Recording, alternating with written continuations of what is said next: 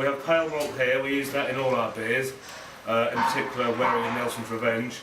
With those beers we also add a bit of crystal malt, which is this malt here. And then when we bring a darker beer, such as the Nog, we use the roast barley. Well, from here it goes through a mill, where it will crack each individual grain, and it will go through the mill into a container upstairs, and then we start the next stage of our process.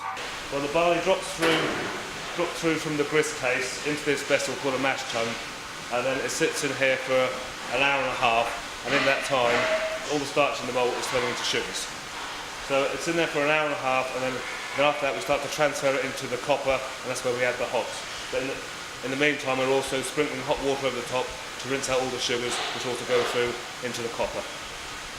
So the liquid sugar, which is now known as wort, is transferred into the copper. It's in here for an hour and a half, where we're also boiling it. It's where we add the hops.